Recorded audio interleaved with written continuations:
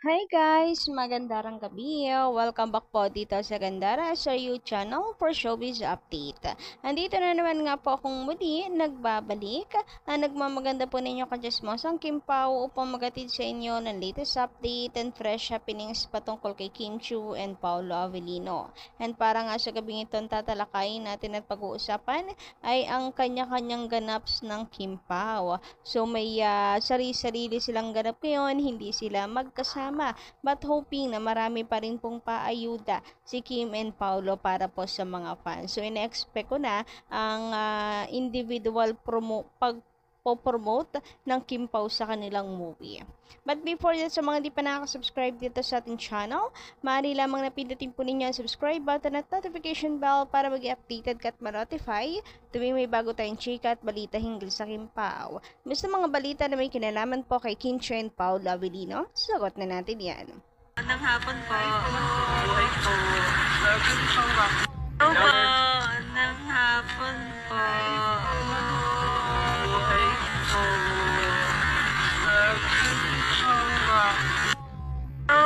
So, nasa isang event kami ngayon ni Bestie, pero ito yung outfit ko. Ito yung outfit niya.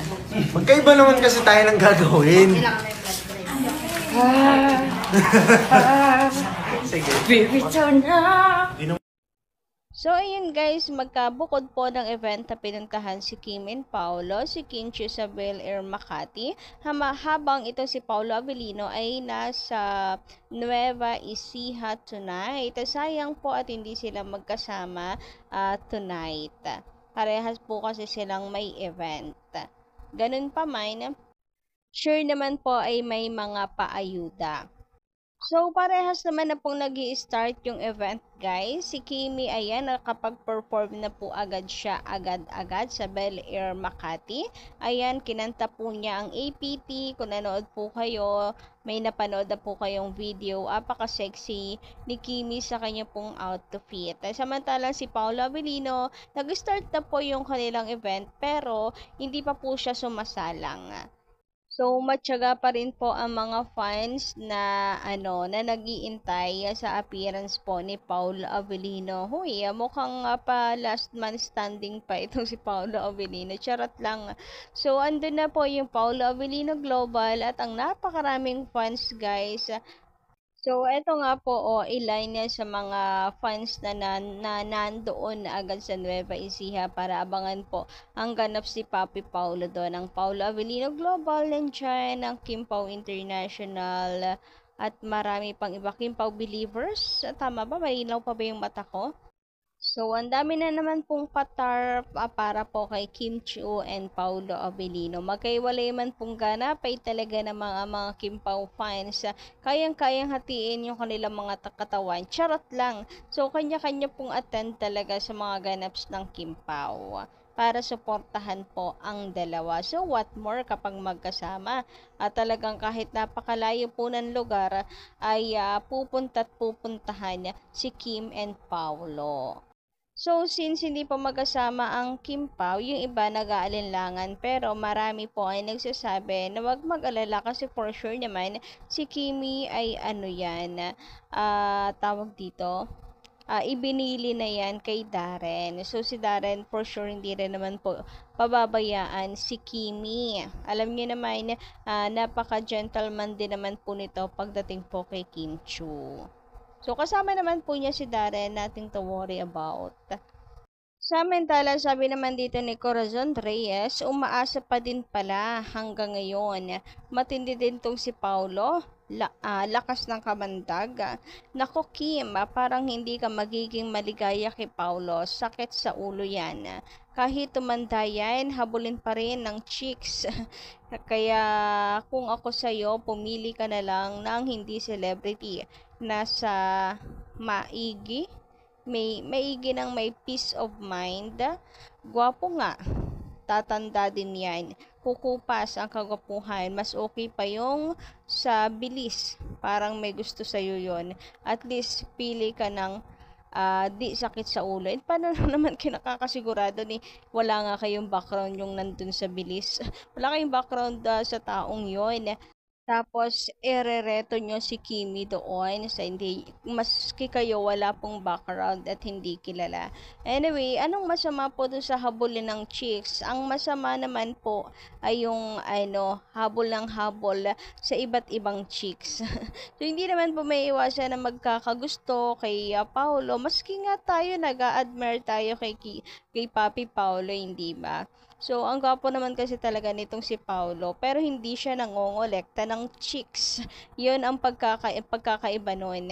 Habulin siya, pero hindi siya nangongolekta ng chicks. Alam mo yon, kahit ang daming humahabol sa kanya, diretso lang yung lakad niya. Hindi lumilingon at hindi tumitigil. Hindi pinapansin yung mga chicks na yon. Kasi, Kimi lang talaga yung goal niya. Huy, grabehan. Wala siya ibang nakikita kundi si Kimi lang kahit napakaraming babae dyan. Anyway, sabi naman dito ni Gertrude, magandang gabi po sa inyo. Comment niya dito sa komento nung isa, excuse me po, huwag pong judgmental. Kahit hindi showbiz, pwede pa rin maging habulin. Mahal na mahal ni Pau or ni Paulo si Kim, kaya tumahimik na lang kayo kung Kim Pao kayo. Kaya nga kahit hindi po showbiz, maraming manloloko.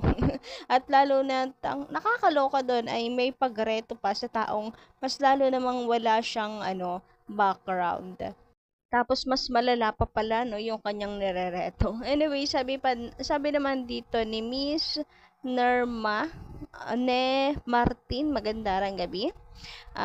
Very preserving and determined itong si Kimi sa kanyang goals in life. Napakaswerte na ni Paulo kay Kimi. Hoping Kim and Paulo will be happy family soon. And wala naman pong duda doon sa pagiging determined nitong si Kimi. Basta meron po siyang goals sa kanyang life. Talagang tama ba yon? Gold digger itong si Kim Chu.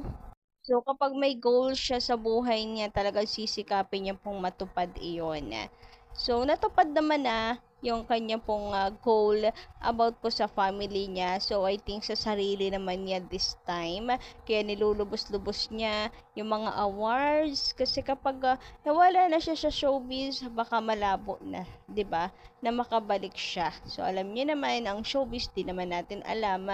Although naniniwala tayo sa kakayahan ni Kim, na hindi yan mawawala sa industriya, pero traitor din ang showbiz, guys. Huwag pakakampante. Kung galing lang ang pag-uusapan, talagang meron pong dahilan na para mag-stay po at hindi mawala sa industriya si Kim Chu hanggang sa kanyang pagtanda. Pero alam niyo naman ang power ng mga inggit na tao, kayang-kaya po niyang gawin ang lahat, maging ang manira ng kapwa at reputasyon niya. Anyway, sabi naman dito ni Miss Evelyn ang magandang gabi, Miss Corazon Reyes, I don't want to sound negative, but it's only the girl who's got that big admiration for the guy. But for Paulo, it's just plain and simple work. And he just respect his love team but no attachment whatsoever. For me, my support is all out for Kim and Paulo. And I trust this guy that he's dead serious with Kim.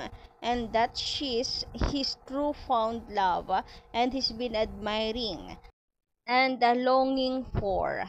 And that his feelings never change nor faltered. So, kayo guys, anong inyong say patungkol dito? Pa-comment ka lang sa baba. And don't forget to click the subscribe button and notification bell for more updates. Maraming salamat!